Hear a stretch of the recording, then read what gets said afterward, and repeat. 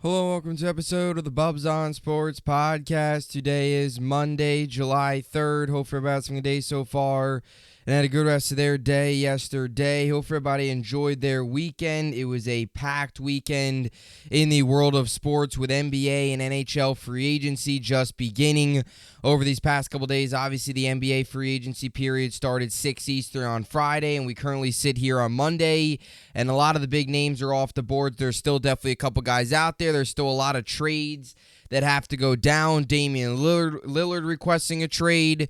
James Harden obviously wants out of Philly. They will work on a trade with him there. You've now gotten more rumors about some other guys. Tyler Hero potentially to the Brooklyn Nets. We've heard some rumblings about him really over the past 24 hours. So a lot going on in the land of the NBA and the NHL and their free agency process. As for the baseball here in New York sports over the last couple days, and we'll get into the NBA and we'll get into the Rangers and the Islanders and what they've done so far, and we'll get into what the Nets and the Knicks have done so far as well here through these first couple days really of the offseason, because after the NHL and NBA draft, that's when both things really start to take off for each league and really start to take off, especially here for the local teams starting to make some moves. So we'll get into that here to start today's show, but I wanted to, just touch upon the baseball over the weekend as well. Mets, they finished off a horrible month of June with a loss on Friday night against the San Francisco Giants. And you go into the month of July and they win yesterday, and then they win, and then they won Saturday, and then they won again yesterday 8-4 on Sunday Night Baseball. So a series win for the New York Mets. Again, it's a small series win. They've got to do a whole lot more of that. One series win is not going to change the complexion, the trajectory of your season. It's just not. You need to compile those and continue to pile up series wins. So the Mets finish out their homestand on a high note with 2 of 3 against San Francisco. Things got ugly there yesterday. It was 5-4. Jeff Brigham comes in, struggles again. It was a 5-1 game, then makes it 5-4. Mets put up some more runs late. They end up winning the game 8-4 after the Giants almost came back. So they get the job done there. They now head out on the road for 6 games starting tomorrow out west, 3 against Arizona, and then 3 against a Padres team that is really in the same category as the New York Mets, and I put the St. Louis Cardinals in that category as well as some of the biggest disappointments in baseball this year. 3 teams that you went into the season expecting a lot out of, 3 teams that added in the offseason, and 3 teams that have been very disappointing. So we'll see what the Mets can do there. Yankees with a disappointing road trip, I would say. You had the perfect game. You took 2 of 3 against Oakland, but all in all, outside of the perfect game, outside of that big highlight that will go down in history, and it was great, don't get me wrong, and I talked about it coming out of that game on Thursday, on the Thursday podcast, but when you look at this Yankees series, they went 3-3 against 2 teams that were in last place. The Oakland A's are the worst team in baseball. They're in last place in the AL West, and the Cardinals are one of the biggest disappointments in baseball, and they're in last place in the NL Central. So playing 500 ball against 2 last-place teams isn't great, in my opinion. And I know some Yankee fans, are okay with this. They're okay with the 500 ball. They're okay with just keeping their head above water. But when you get a road trip against 2 teams that are last place in their division, I expect a lot more than 3-3. So, a disappointing end. All in all, there was so many reasons the series went south this weekend. Sevy's performance on Saturday in Game 1 of the doubleheader was pathetic.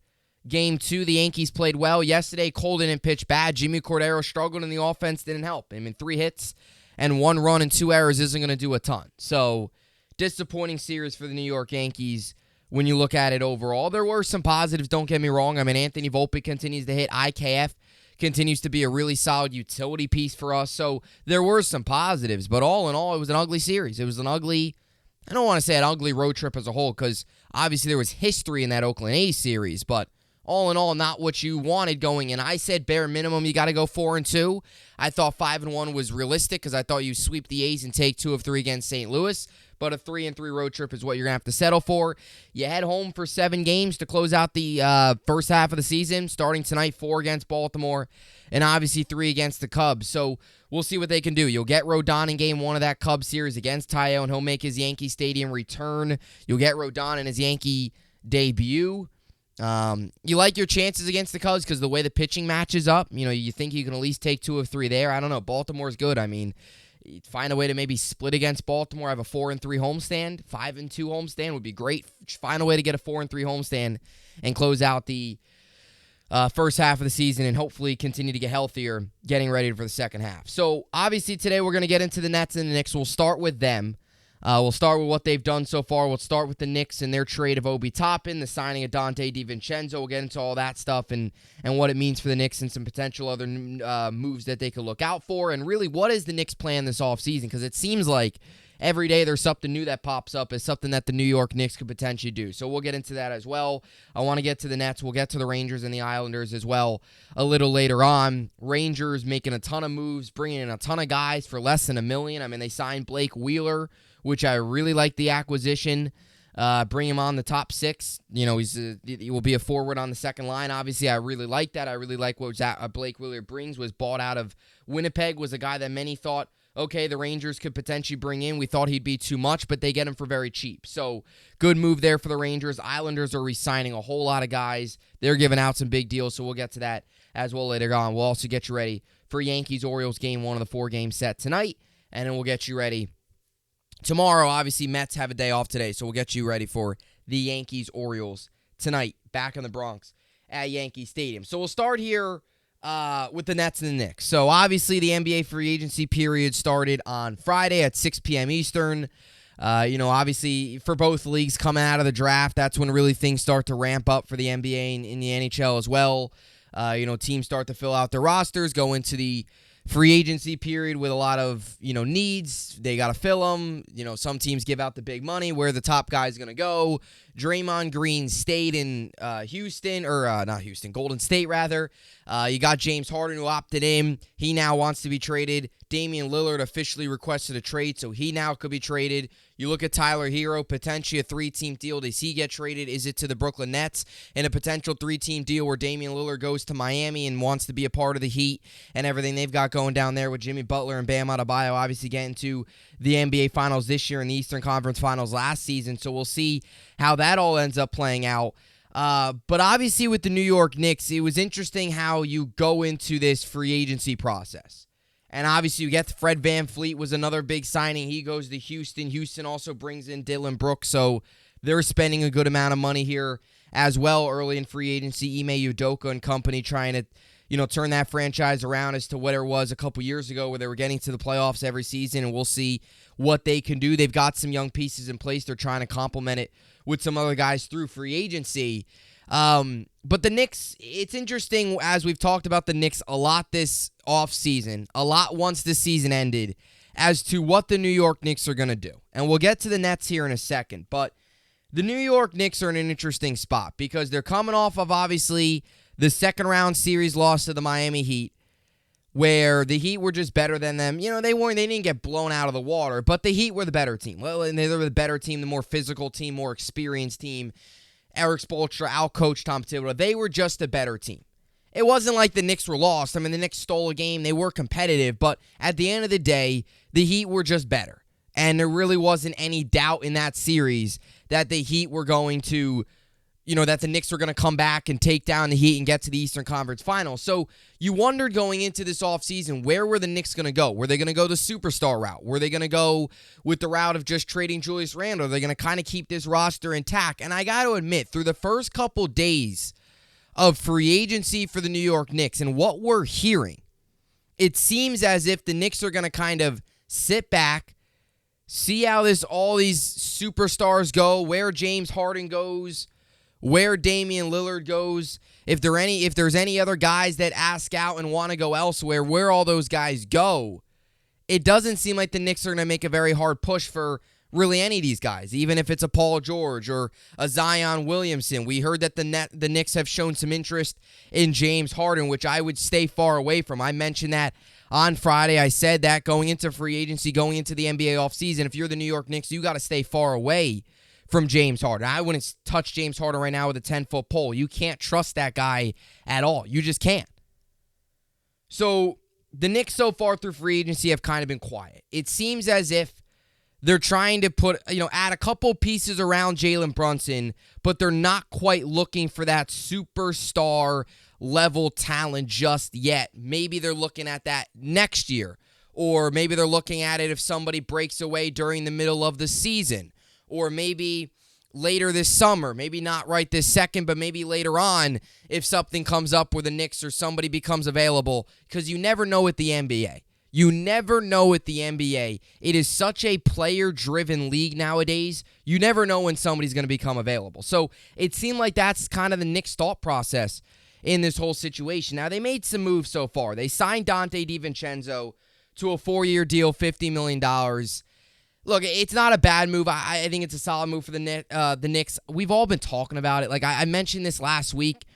It was basically confirmed he was going to come here. It was similar to a Jalen Brunson situation where it was all but confirmed. Like, it was just a matter of free agency starting, and the New York Knicks would go out and get Dante DiVincenzo. He provides a little bit on both the offense and defensive end. Kind of a little bit of a, can stretch the floor a little bit of a 3-and-deep type guy, can hit some threes, solid defensively, good on the perimeter, stretches the floor, something the Knicks didn't have last year against the Heat, and it was very noticeable. They're trying to match up with what Miami brings, what the rest of the Eastern Conference brings, and they bring a lot of good guys on the perimeter, and Dante DiVincenzo is good on the perimeter, offensively, defensively, can shoot the three a little bit, was with Golden State last year. Look, not a guy that's going to light it up, not a guy that's going to go out there and put up 25 a night and dominate, but a good complement to Jalen Brunson, a guy that can go out there, give you consistent minutes. He's going to play hard. He's going to be a little physical. I think playing hard is one of the biggest things. He's not going to get lazy. He's going to, he's going to show up offensively, defensively. When you look at this Knicks roster, there's definitely at times some guys that are liabilities on the defensive side of the basketball, specifically Julius Randle, which many Knicks fans have talked about a lot over these past couple seasons. Dante DiVincenzo doesn't have any of those defensive liabilities. He's solid defensively. He can stretch the floor, good on the perimeter, was with Golden State last year, playoff experience. So, a move that you knew was coming. It was really just a matter of when for the New York Knicks, and they make it. And look, is it too much money? I don't know. It's a 4-year, $50 million deal. NBA free agency, this is what it is. We just got news right before I started the show today. Anthony Edwards signed a rookie supermax extension with the Minnesota Timberwolves. So every year, like LaMelo Ball yesterday signed a max extension. So the NBA hands out money crazy. Like Tyrese Halliburton got $260 million the other day. That's not, that's not a big. He's good. Tyrese Halliburton's good, but he's not a big name guy, and he's getting $260 million to play for the Indiana Pacers. Like, that's the NBA offseason. Guys get paid so much money. It's crazy the amount of money that the NBA during free agency, how much money's handed out. Fred VanVleet got a massive contract at Houston, a massive overpay. VanVleet's a good player, but I don't know if he's quite going to live up to the contract that he got. So, look, if you're sitting here as a Knicks fan complaining that, it's an overpay, I don't know. It's a need. The Knicks wanted him. They went out. They got him. They did that with Jalen Brunson. Now, one of the moves yesterday with the New York Knicks that they did make was Obi Toppin. And this is where I think the fan base today is probably very frustrated. This is where I think there's a lot of Knicks fans that are not only frustrated with maybe the front office and Leon Rose, but mostly Tom Thibodeau, and that is trading Obi Toppin, who was the 8th overall pick 2 years ago, to the Detroit Pistons for 2 future second-round picks. So they basically traded an 8th overall pick to the Detroit Pistons for basically nothing. That's what the New York Knicks did yesterday. And Obi Toppin never got a fair chance here. He never got a fair opportunity. Thibodeau didn't play him. He always played the veterans over him, Julius Randle. When Julius Randle wasn't playing or when other guys weren't out there, Toppin in games where he played a good amount of, there was a stat, I think it was in games that he played 25, 30 minutes or something like that, he averaged so many points. He was really good. When he got run, when he got burned, he was really good. At the end of the day, Thibodeau didn't give him enough playing time. And I truly believe that he's going to thrive in his new spot. I truly believe that with Obi Toppin. I really do. He's going to thrive, I think, in his new, I think he's going to thrive with this trade. Obviously, again, he's a guy, he's very athletic. He gets moved to the Pacers. I apologize. I think I said the Pistons a couple minutes ago. I apologize. I meant Pacers. So he gets moved to the Pacers. The Indiana Pacers for obviously the 2 future second-round picks. So, look, it's not a whole lot in return for the Knicks. I don't think if you're a Knicks fan, you expected a lot in return. It's frustrating because he was the 8th overall pick. He was a lottery pick, and he's not on the team. And I believe I saw a stat today. Stefan Bondi, who covers the New York Knicks, tweeted something out earlier today, and it was from like 2015 to 2020. The Knicks have had like 13 lottery picks or something like that, and only one of them remains, and that's obviously R.J. Barrett. And even him at times has been in some of the conversations of potential trades, but that would be for a big type target, a Paul George, a Zach LaVine, a Zion Williamson, someone like that. You're not going to trade him for an average role player. You're going to trade him for a star that can really put your team over the next level. So the Knicks, in terms of their draft success, it hasn't been good. Toppin's probably going to thrive in Indiana. He probably is. He's going to get a ton of minutes there. It's a rebuilding team. He's athletic. He's got all the tools to be an NBA talent. He showed flashes. At the end of the day, it just wasn't going to work here. Thibodeau, there is blame to be put around it. You could put blame on Thibodeau. At the end of the day, it just wasn't going to work. So I'm not really surprised that this trade went down. I think if you're a Knicks fan, you probably should be. You have every right to be upset. But at the end of the day, it wasn't going to work. Thibodeau's the coach. He wasn't going to play Obi consistently. It's better for both sides to just move on than let him sit on the bench, ride out these beginning of part of the years where learning and playing and getting playing time is so pivotal for him to develop. You also wonder if there's a part of Obi Toppin side of things that may be pushed for this deal to get done. We could look at this and say, oh man, the Knicks traded Obi. Maybe Obi internally wanted out. Again, maybe it wasn't like one of those situations where saying, I'm never playing another game, but maybe he said, hey, look, I'm not getting the playing time I want. I would like to go to a place that can give me consistent playing time. And they found somebody, and that's the Indiana Pacers, a team that's obviously rebuilding a little bit. So, looking back on an 8th overall pick, it never worked out.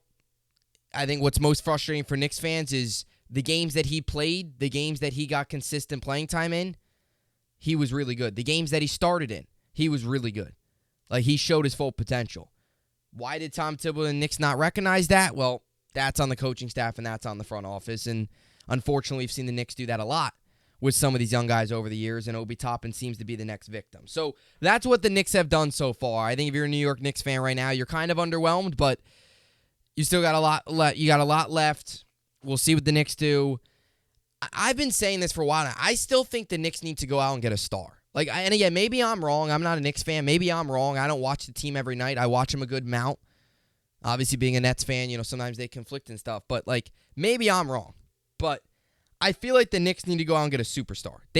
Their time is now. Jalen Brunson's prime of his career is now. Now, sure, you can wait for next offseason. But, the Knicks, that's been their thought process every year.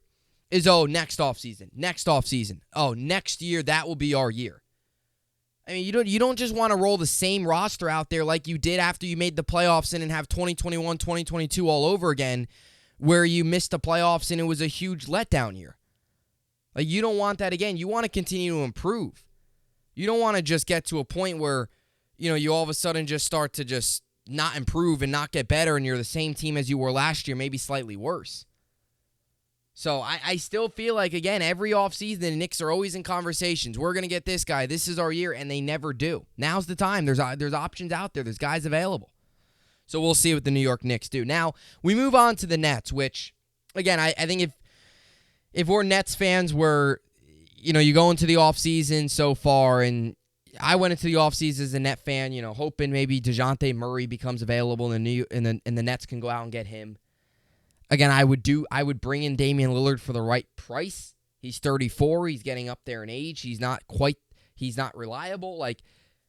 Again, I think he brings a lot of on-court stuff that I really like, but I would bring in Damian Lillard for the right price. There's a lot of people out there that think, give up Nick Claxton, give up this guy, give up that guy. I would not do that. But some of the things that the Nets have done so far, they haven't struck any trades yet. Although they did trade Patty Mills. They traded him. But other than that, and they traded Joe Harris. But other than that, Seth Curry, Yuta Watanabe, those guys are out as well. So far, the guys that have left for the Nets, Patty Mills trade, Joe Harris gone, Yuta Watanabe, Seth Curry all gone. Now, something to take notice here when you look at the Nets. And I think this is probably what Sean Marks is doing. again, maybe I'm wrong, but this is just my general feeling 3 days into free agency and 3 days into the offseason and where teams really start to make their moves. I think the Nets are more using this year as a reset year, and then next year they go out and maybe bring in a big-time point guard, which we need. I personally don't want Dinwiddie to be our point guard this season. I just don't. I don't think he's that good. He forces shots. He's inconsistent. I think he's a lot of times all me, thinks he's all ball, me, and I just don't like that. So I don't know. I'm not a huge Dinwiddie guy, but maybe next year's when the Nets, it seems like Sean Marks is kind of using this year as a reset year. We're coming out of a failed Big Three era. Let's recoup all the draft picks. Let's reset. Let's not try and go out there and push for a veteran or bring in another superstar and try to, scotch tape our way to an NBA Finals or scotch tape our way to making a talented roster and bringing this team up. Let's try and kind of reset, sign some guys, sign some young guys, develop them. Next year, then maybe you go out and sign that big-time point guard. You go out and trade for that big-time player. Now, again, I would love to bring in like a guy like a DeJounte Murray because he's young and he fits the timeline of the Brooklyn Nets. Damian Lillard doesn't fit the timeline because he's more of a guy that's ready to win now. The Nets in this roster currently constructed is not anywhere close to an NBA Finals team. So Damian Lillard going to the Heat, they were one game away from getting to the NBA Finals, right? Never mind, I apologize. They were 3 wins away from, they were in the NBA Finals, right? Not one game away from the NBA Finals. They were 3 wins, right? Because they won a game. So they were in the NBA Finals. They're 1 or 2 pieces away. Damian Lillard could be that piece. With the Nets, that's not the case. I mean, the Nets are a borderline play-in 6 seed team right now. Damian Lillard probably definitely a 6 seed, but they're not much better than that. They're probably a borderline play. They're definitely a play-in team, probably like an 8-9 seed right now, play-in team with this roster currently. They're 500 basketball. They played 500 basketball last year after the Kevin Durant, Kyrie Irving trade. That's basically what this team is. Now, some of the signings that they have made so far. They brought in Dennis Smith Jr. They re-signed Cam Johnson to a 4-year, $108 million contract, which I'm very happy about. And look, the Nets' cornerstones are set. The future of this franchise, the cornerstones of this franchise, are Cam Johnson and Mikal Bridges. They are. So I think it was very important to bring back Cam Johnson. I think that's a move that the Nets had to make. We all knew he was going to come back, but especially with the way he played last year, what he does on the defensive end. We all remember that dunk against Joel Embiid in Game 2 of the first round, which obviously didn't go our way, but he brings a lot of really good attributes, and I really like Cam Johnson. He really kind of, similar to Mikal Bridges, he took another step with the Nets. He was all right on the Suns, but he took his game to another level, just like Mikal Bridges did, with more playing time, more opportunity with this Nets team, and you expect him to continue to get better. Lonnie Walker, Dariq Whitehead, Noah Clowney, Jalen Wilson, those 3 guys are from the draft. But the 3 free agents, Dennis Smith Jr., backup point guard, will get some run, spend some time with the Knicks. Mavericks, has been around for a little bit. He's 25, though, so he's still relatively young. CJ is still young, 27 years old. Lonnie Walker, 24 years old. The 2 draft picks, 18 and 22. The 3 draft picks are 18 years old, and 22 years old. Something we're noticing here with Sean Marks. And this is why, even after these couple days, I just don't, and not that I foresaw it happening anyway, it was fun to talk about, though. I just don't see them going out and striking a trade for like a Damian Lillard, nor do I think that happens, or even like a Pascal Siakam. This team is youth. This team's going through a youth movement. They're getting younger. That's what they're doing. They're resetting this roster. Do they want to bring in a Tyler Hero? Look, I would bring in Tyler Hero, but man, that contract is awful. So if you're taking on that contract, I'm not giving you much to Miami. And we've heard some rumors that the Nets could potentially be tied into a 3-team deal with the Heat, the Trailblazers, the Nets, in a Damian Lillard 3-team deal where Lillard would go to Miami, the Nets would get Tyler Hero from Miami, maybe a draft pick, maybe like a first-round pick. Nets would maybe send, some people say Dorian Finney-Smith. I don't know if I do that. Maybe a Royce O'Neal and a pick or something to Miami or Portland, something like that. There seems to be maybe a 3-team trade connected. I'm not anti-Tyler Hero. My issue is you better not give up that much for that guy. Because you got to take on that contract. That contract that Miami gave Tyler Hero is ridiculous. It is crazy. So again, not a bad player, but my gosh, the contract is a gauntlet, especially for a team right now that's trying to build with young guys, and eventually down the line, Bridges might want his money and stuff like that. Like, it's a tough contract to take on. So you don't want to, and I don't want the Nets to give up a ton for Tyler Hero, nor is he really worth all that. I mean, he's all right, 20 points per game guy, but I wouldn't mind Tyler Hero. I would definitely bring him in. I think he's definitely an upgrade over Dinwiddie if you want him to be your primary ball handler at point guard. But, you want to do that, fine. But the contract, the Heat better realize, hey, we're not going to get much for this guy because of what we gave him and the money that we're giving him in the contract the Nets are going to have to take on. And potentially, the Heat could take on some of that contract as well, and they could work it out, and we'll see how it all plays out. But, look, I like Lonnie Walker. I think it's a solid signing. Just going back to the signings here again, Dennis Smith Jr., depth. Lonnie Walker's a guy that provides, he's an energy guy. He's going to earn his minutes. He's a guy, too, that, certain nights of the season, you got injuries or you're going through a stretch where guys are hurt or you're giving guys the night off. He's a guy you have no issue with plugging into the starting lineup. He's really an 8th, 9 guy on the bench. So he's probably going to get about, probably 15, 20 minutes per game. That's about what he does. But when he's out there, he provides energy. He provides, some defense, a little bit of a 3-and-D, can hit some of the, hit some threes. Very athletic, extremely athletic. And that's what I said. When he's out there, he's going to earn his minutes. He might not be out there a lot. I feel like Lonnie Walker is going to be one of those guys where he's almost going to be a Bruce Brown. He's not, Bruce Brown played a good amount of minutes, but he's not going to be, again, Bruce Brown was really good. He's not going to be better than Bruce Brown, but I said he's going to be like a Bruce Brown, where Bruce Brown wouldn't, he wasn't out there a ton. Like, he wasn't the top minutes guy, but at times you walked away from some of those net games, even with Kevin Durant, with Kyrie Irving, and with those guys on the roster, and you walked away with some of those games and said, man, Bruce Brown was the reason we won that game. And you look at Bruce Brown's minutes, it's like, man, this guy was only out here for 30 minutes or so, and he dominated. So Lonnie Walker is going to be that guy. He might only play 20 minutes a night, but he's going to be out there. He's going to provide energy. He's going to provide athleticism, a little bit of speed. He's going to bring a lot of effort, both offensively and defensively. So same thing with Dennis Smith Jr. as well. And Dennis Smith Jr. not offensively, not a huge offensive threat. Again, he's a backup. He's our backup point guard behind Dinwiddie. That's really what he is. Again, where does Ben Simmons fall into play? I have no clue. I still stand by this. I'm not even considering Ben Simmons a part of the plan right now until he proves that he can go out there and consistently play at a high level. Until then, I don't even know if you can consider him a part of this team because you just don't know. And I think the Nets doing what they've done so far is kind of showing you, like bringing in Dennis Smith Jr., another point guard, another depth at the guard spot, is showing you they don't trust Ben Simmons to come back and be ready to go. So we'll see. All right, so wanted to move on here to a little bit of hockey as well. As obviously the Rangers and the Islanders so far have made moves, and you went into this free agency process for the Rangers with very little cap space. And really, you went into the offseason with very little cap space for the Rangers after the deadline moves that they made last season, bringing in Tarasenko, bringing in Patrick Kane, which both of those guys are currently free agents. I would like to bring both of them back. Unfortunately, I don't think Tarasenko is going to be back, which is tough because he was really solid. Kane obviously was hurt last season, had the injury, which was a big reason why he couldn't move during the Devils series. The guy was skating like like it was his first time skating, like he was learning how to skate. He couldn't move. He was slow. He was sluggish. He looked old. So we'll see if Kane comes back. I would like to have both those guys back at the end of the day. Those guys are Stanley Cup winners. They've had very great success in their career.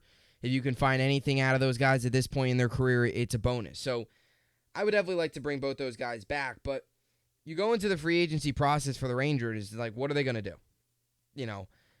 What are the Rangers going to do in terms of bringing in pieces with very minimal cap space? And that's why the first round loss last year was so tough for the Rangers. Because they put all their eggs in one basket. They went all in. They brought in Tarasenko, brought in Patrick Kane, and to a lesser degree, they brought in Tyler Mott as well. Not that he was this big contract guy, and they also brought in Nico Mikkola. Those two guys didn't hurt the cap space too much, but it was the Tarasenko-Kane deals where the Rangers officially said, you know what, we're going all in. And if we don't win this year, it puts us in a tough spot this offseason. And the Rangers are in a tough spot. They're in a tough spot in terms of they don't have much cap space. Now, you've got to give Chris Drury, though, a ton of credit because somehow Chris Drury has found a way to make some really solid signings. And a couple guys that Blake Wheeler being the main one, being the biggest signing of them all so far. A guy that we bring in, and it's like he got bought out by Winnipeg before free agency began. And I remember looking at him and being like, man, that would be a guy the Rangers could definitely be interested in. You know, what he brings to the Rangers. He's a need for this team. And it's like, man, the Rangers aren't going to be able to get him. He's going to want too much money. And I'm thinking to myself, yeah, that's out of the equation. And here comes Chris Drury, comes in with a deal for Blake Wheeler, brings in Blake Wheeler. It's a 1-year deal, and it's $800K. And it's $300K in max bonuses if he meets all those conditions. So, I mean, again, he's older. He is 36. He'll be 37 when the season starts, but he was a captain in Winnipeg. He's a guy that the Rangers did not think they'd be able to get. And a guy that I really like this acquisition for the New York Rangers, had 55 points last season. He's only he's only a couple years removed where you go back to the 2017 through 2019, he had back-to-back 91-point seasons. Two of the last 4 seasons, 2020 to 2022. I mean, 2020, obviously, they only played 56 games, so he played 50 of those. But 2021, 2022, he only played 65 games, so struggled that season to stay on the ice. But other than that, I mean, you go to last season, he played 72 games. He's reliable. He's a guy that's going to go out there and play just about every game. We've seen that throughout his career. A handful of times he's played 82 games in his career. In his career, he's put up 922 points, 312 goals, 610 assists. Last season, he had 16 goals, 39 assists. Again, he'll be 37 when the season starts. He's not quite the same player he once was. As I mentioned, you go back a couple years, he was a 90-point scorer in back-to-back seasons. He's not quite that guy, but he's a leader. He was a former captain. He gives the Rangers another option at right wing, top 6. He'll be on that second line at the right wing spot, and that's exactly what the Rangers needed. And when you saw him become available, you were like, man, this is literally a perfect opportunity for the Rangers. Got bought out in Winnipeg. Let's bring him in. The contract you thought would be too large, but to bring him in on under $1 million was a phenomenal job by Chris Drury. So you get the Blake Wheeler done there as well. Top 6 provides you a big need, I should say, at right wing. They also brought in Jonathan Quick to be the backup goalie, which I like that move. Obviously, had Halak last year. Jonathan Quick, it's funny because he was with Vegas this past season. Well, he was in Columbus, he was LA, then Columbus for like a day, and then he was in Vegas, and he won a Stanley Cup with Vegas. Not quite the same guy he once was, but a solid backup option to Igor. But it's funny because Jonathan Quick obviously won the Stanley Cup with the Kings against us that year, and he, that was when he was in his prime, and that was when he was one of the better goaltenders in the NHL. Future Hall of Famer, obviously two Stanley Cup champions. When he was in his prime, he was dominant. So you bring him in as a backup goalie. It's funny because you couldn't beat him, so you got to bring him in. It's funny now to see him. He'll be rocking a Ranger jersey after beating us in the Stanley Cup Finals, going back to the Lundqvist days. What was that, 2013, 2012, or whenever that was? I forget. So you bring in, Jonathan Quick as a backup. You got Blake Wheeler. You bring in Nick Bodino, where it's a good chance at the center spot he'll slide right in on the 4th line. You wonder what's going to happen with Barclay Goodrow, in his contract, and if the Rangers salary dump or what they do with him, if they trade him. Obviously, they still got to figure out the rooms for Lafreniere and Keandre Miller contracts, and you see what happens with Patrick Kane and Tarasenko. So those are still the biggest things kind of still looming over the Rangers. But another move they also made was bringing in Eric Gustafsson. And obviously a defenseman, played with the Capitals there for a little while, knows Peter Laviolette, coming off of a season last year. We were at a career high in points. He's a puck-moving defenseman. And we go back to what Peter Laviolette has said. And another move to the Rangers where, again, I like it. They're kind of sticking with their plan. So we go back to remember what Peter Laviolette said at his press conference about a week or two ago. I got the notes right here. He says, again, he talked about defense's priority, attack, and puck pursuit. Eric Gustafsson brings exactly that. He also gives you a little bit of, scoring ability as well, obviously having a career high last year in points at the defensive spot. So I really like this move for the New York Rangers as well. And I really like the free agency as a whole. They got a top 6 talent in Blake Wheeler. They get forward depth. They got a ton of it. They've been very cheap with their moves in terms of figuring out ways to construct contracts where they still give themselves enough cap space to fit in the Lafreniere and the Miller contracts and, even the potential Kane or Tarasenko contract as well. You get that puck-moving defenseman, which Laviette said that's a big priority. A guy that can move it into transition. He's going to be better with the Rangers in transition. The Rangers defensemen, the Rangers last year were terrible in transition, especially in the postseason, moving the puck out of their zone, getting into the neutral zone and getting into the O zone.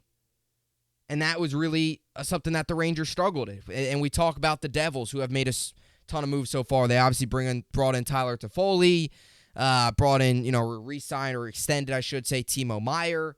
So they're only getting better. They're only, they're keeping their talent and acquiring more talent. And a lot of the biggest needs last year, Rangers struggled in transition. Well, they get transition guys. They struggle with moving the puck. Defensemen struggled with moving the puck pursuit.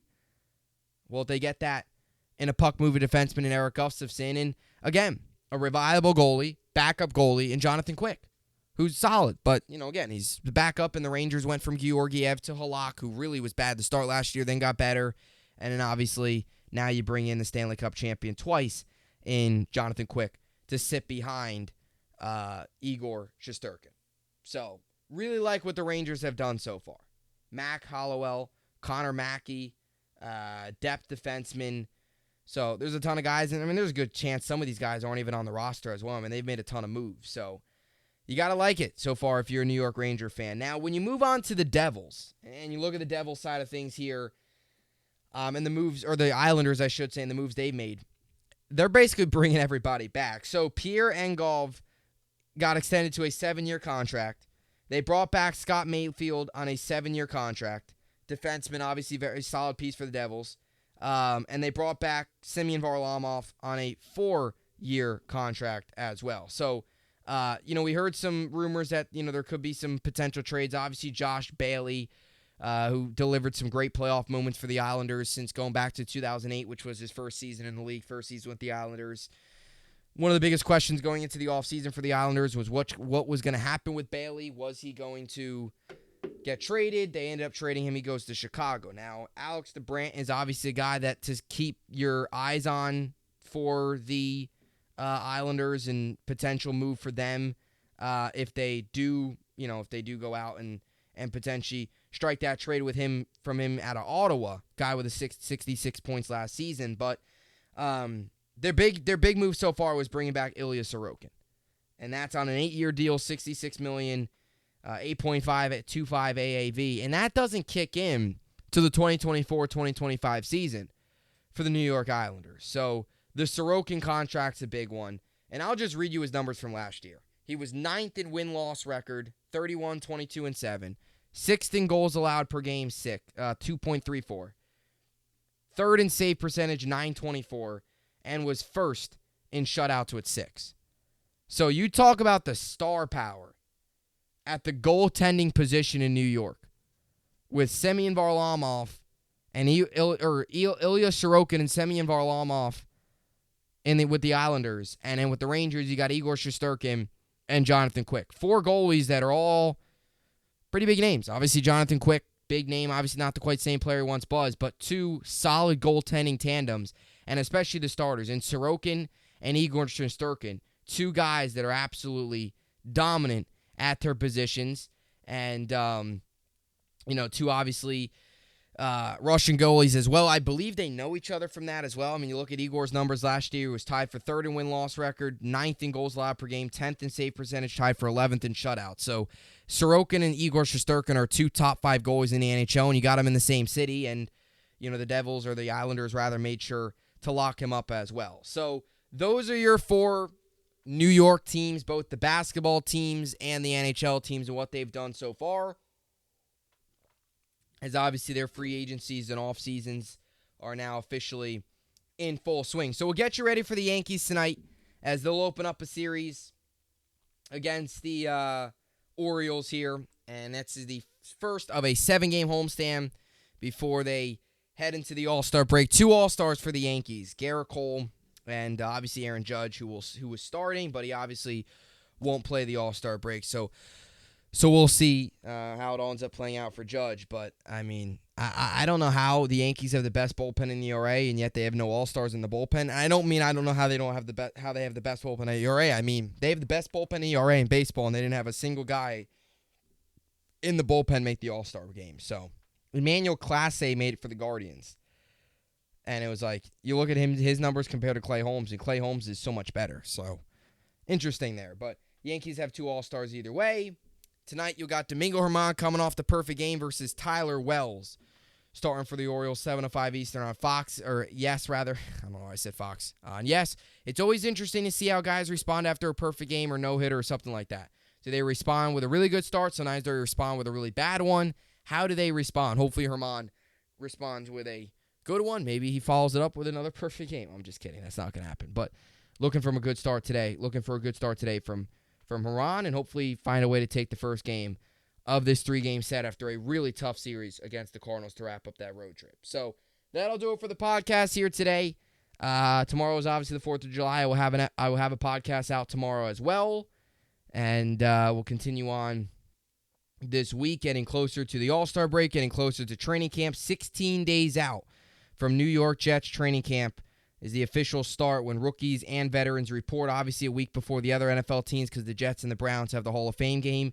Exactly 1 month from today, August 3rd, will be the Hall of Fame game to kick off the NFL preseason. And from that point forward, we'll have football each month up until February, obviously. So get ready. Football is getting closer and closer as we get closer and closer to training camp and obviously preseason and the regular season shortly thereafter. So that'll do it for the podcast here today. I'll see you all back here tomorrow. As always, hope you enjoyed it, and thanks for watching.